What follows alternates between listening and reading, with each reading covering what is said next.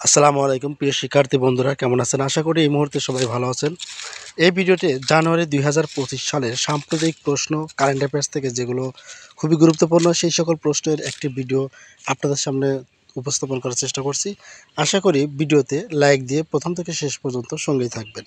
এই ভিডিওর প্রথম প্রশ্নটি হচ্ছে ৯ ডিসেম্বর ২০২৪ বিশ্বের কোন সাময়িকী তাদের প্রতিবেদনে ডক্টর মোহাম্মদ ইউনূসকে দ্য রিভলিউশনারি ইকোনমিক্স হিসেবে আখ্যায়িত করেছেন? উত্তর ক নেচার। ২ নম্বর প্রশ্নে রয়েছে ২৮ ডিসেম্বর ২০২৪ পর্যন্ত দেশে নদীবন্দর কতটি? উত্তর ৫৩টি। দেশের ৫৩তম নদীবন্দর কোনটি? উত্তর সন্দ্বীপ উপকূলীয় নদীবন্দর চট্টগ্রাম। জাতীয় ঐক্যমত্য গঠন কমিশন এর চেয়ারম্যানের দায়িত্ব পালন করবেন প্রধান উপদেষ্টা ডক্টর মোহাম্মদ ইউনূস। ২৮ ডিসেম্বর ২০২৪ পর্যন্ত বাংলাদেশের ভৌগোলিক নির্দেশক পণ্য হচ্ছে ৫১টি। বাংলাদেশের ৫১তম ভৌগোলিক নির্দেশক পণ্য হচ্ছে দিনাজপুরের বেদানা লিচু। দুর্নীতি দমন কমিশনের বর্তমান চেয়ারম্যান হচ্ছে ডক্টর মোহাম্মদ আব্দুল মোমেন। বাংলাদেশের তৈরি পোশাকের শীর্ষ ক্রেতা প্রতিষ্ঠান হচ্ছে H&M সুইডেন। ২৮ ডিসেম্বর ২০২৪ পর্যন্ত দেশে কতটি জেলা রেলওয়ে নেটওয়ার্কে যুক্ত হয়েছে?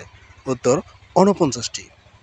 ২৪ ডিসেম্বর ২০২৪ দেশের ৪৯তম জেলা হিসেবে রেলওয়ে নেটওয়ার্কে যুক্ত হয় কোন জেলা? উত্তর নড়াইল। সিরিয়ার স্বৈরশাসক বাশার আল আসাদের পতন হয় ৮ ডিসেম্বর ২০২৪।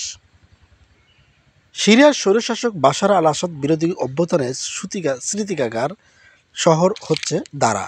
২০২৪ সালে কোন দেশে ডিঙ্গা অর্থাৎ নাচের মতন কাঁপুনি নামের নতুন ভাইরাসের সংক্রমণ শুরু হয়? উত্তর উগান্ডায়। বিশ্বের প্রথম কার্বন নিরপেক্ষ শিশু হচ্ছে আদাবি। জর্জিয়ার বর্তমান প্রেসিডেন্ট মিখাইল কাভেলাসভিলি পেশায় কোন ক্রীড়াবিদ ছিলেন? উত্তর ফুটবলার। ২৩ ডিসেম্বর ২০২৪ আনুষ্ঠানিকভাবে যুক্তরাষ্ট্রের জাতীয় পাখির স্বীকৃতি পায় কোন পাখি? উত্তর বাল্ড ঈগল। ফ্রান্সের বর্তমান প্রধানমন্ত্রী ফ্রাঁসোয়া বাইরো। স্বল্পোন্নত দেশ অর্থাৎ এলসিডি বর্তমানে হচ্ছে ৪৪টি দেশ। সর্বশেষ কোন দেশ স্বল্পোন্নত দেশের তালিকা থেকে উত্তরণ ঘটে? উত্তর সাও টোমে অ্যান্ড প্রিন্সিপে। ইউএনসিটিএডি এর বর্তমান পূর্ণরূপ হচ্ছে ইউএন ট্রেড অ্যান্ড ডেভেলপমেন্ট। যুক্তরাষ্ট্রের কেন্দ্রীয় গোয়েন্দা সংস্থা ফেডারেল ব্যুরো অফ ইনভেস্টিগেশনের নবম পরিচালক হচ্ছে কাশ পাটেল।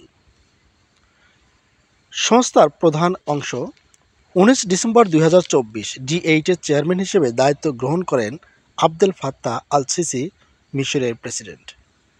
১ ডিসেম্বর ২০২৪ আন্তর্জাতিক ক্রিকেট কাউন্সিলর অর্থাৎ আইসিসির চেয়ারম্যান হিসেবে দায়িত্ব গ্রহণ করেন জয় শাহ।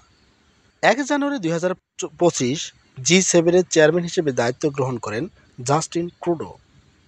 ইউরোপীয় কাউন্সিলের বর্তমান প্রেসিডেন্ট অ্যান্তোনিও কস্তা। ইউরোপীয় ইউনিয়নের পররাষ্ট্র বিষয়ক প্রধানের নাম কাজা কাল্লাস। ১ জানুয়ারি ২০২৬ D8 এর পরবর্তী মহাসচিব হিসেবে দায়িত্ব পালন করবেন সোহেল মাহমুদ, পাকিস্তান। সম্মেলন ১১তম D8 শীর্ষ সম্মেলন কবে অনুষ্ঠিত হয়? উত্তর ১৯ ডিসেম্বর ২০২৪। ১১তম D8 শীর্ষ সম্মেলন কোথায় অনুষ্ঠিত হয়? কায়রো, মিশর।